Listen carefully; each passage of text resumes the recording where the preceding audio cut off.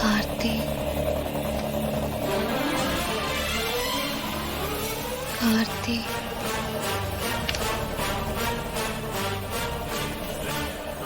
கார்த்தி கார்த்தி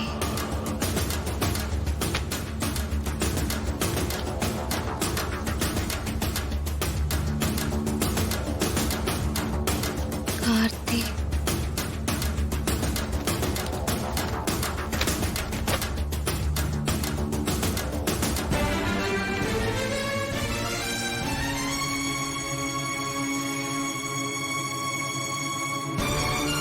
கார்த்தி என்ன இது தீபா மேடத்தை பத்தின நோட்டீஸா இருக்கு? இவங்க இங்க இருக்காங்க, ஆனா கச்சேரி பண்ண போறதா போட்டிருக்கு. நோட்டீஸ் போட்டது யாரா இருக்கும்?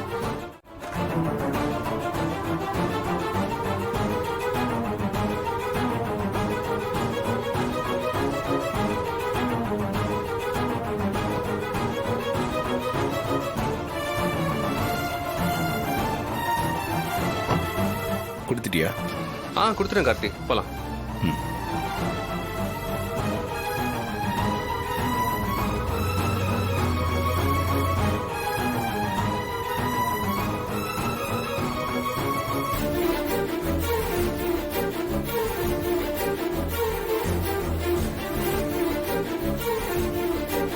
இந்த நோட்டீஸ கொடுத்துட்டு போனது யாருன்னு உங்களுக்கு தெரியுமா?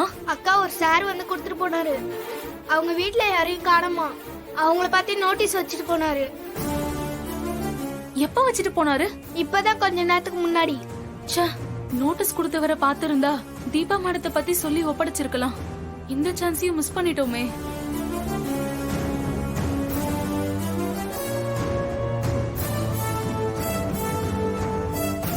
சிஸ்டர், இந்த நோட்டீஸ பாருங்களேன். என்ன நோட்டீஸ்?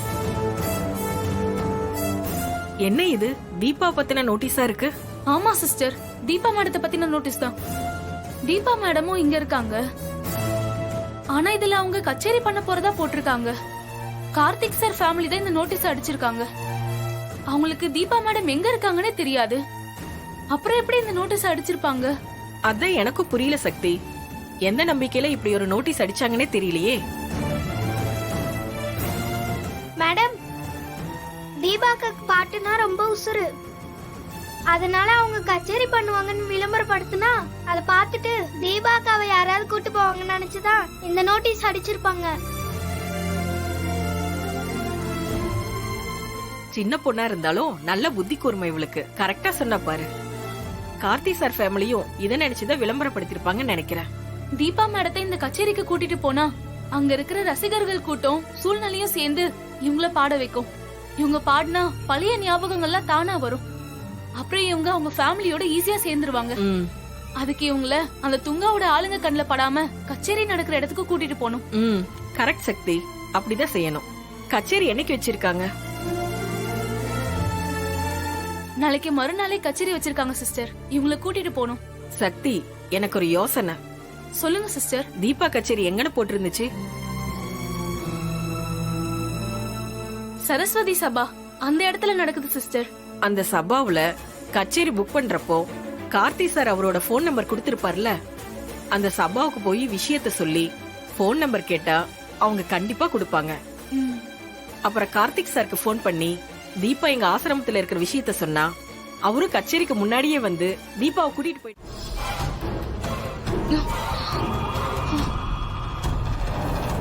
என்ன துங்கா ஆளுங்க அங்க நிக்கிறாங்க? எதுக்கு நிக்கிறாங்கன்னு தெரியலையே. ஒருவேளை துங்கா உள்ள இருப்பானோ? எதுக்கும் மறைஞ்சிருந்தே பாப்போம்.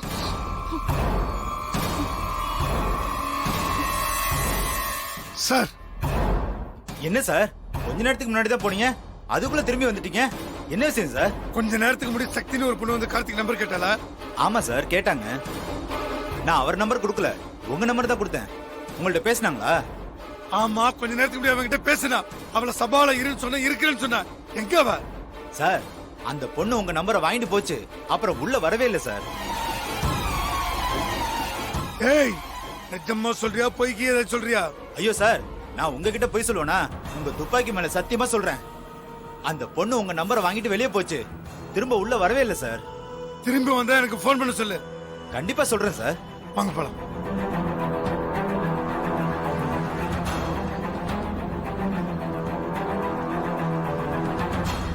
அந்த மேனேஜர் பொய் சொல்ற மாதிரி தெரியல. அந்த சக்தி இங்க வெயிட் பண்றேன்னு சொல்லிட்டு எங்க போயிருப்பா? அவ இங்க இருக்குன்றதுக்கு தான் கார்த்திக் குரல் மாரி நான் குரலை மாத்தி பேசினேன். அப்புறம் எங்க போயிருப்பா? இந்த துங்கா எப்படி இங்க வந்தான்? நம்ம கார்த்திக் சாருக்கு தானே போன் போட்டோம். ஆனா இவன் வந்து நிக்கிறான். ஒருவேளை அந்த சபா மேனேஜரும் இவன் ஆளா? அதான் இவன் நம்பரை கார்த்தி சார் நம்பர்னு நம்ம கிட்ட கொடுத்துட்டானா? அப்படிதான் இருக்கணும். இல்லனா நான் போன் பண்ண நேரத்துக்கு கார்த்தி சார் வந்திருக்கணுமே. அவர் வராம இவன் வந்திருக்கானா? அப்ப நிச்சயமா அது இவன் நம்பரா தான் இருக்கும். நல்ல வேலை இவன் கிட்ட மாட்டாம அந்த முருகன் தான் நம்மள காப்பாத்திருக்காரு. அண்ணே, என்ன நீங்க மட்டும் வரீங்க? சக்தி எங்கண்ணே? உள்ள இல்லன்னு தாண்டா வரேன். என்ன சொல்றீங்க? நீங்க அவகிட்ட பேசும்போது போன்ல உங்ககிட்ட அவ இங்க இருக்கன்னு தானே சொன்னா? ஆமாண்டா, இங்க தான் இருக்கன்னு சொன்னா. இங்க வந்து என் நம்பரை வாங்கி பேசியிருக்கா. அப்புறம் வெளியே போனதா அந்த மேனேஜர் சொல்றான். நம்மகிட்ட வெயிட் பண்றேன்னு தாண்டா சொன்னா. ஆனா எங்க ஆளை காணுமே. அப்ப இதெல்லாம் உங்க வேலை தானா? நல்ல வேலை இவங்க கிட்ட இருந்து தப்பிச்சோம்.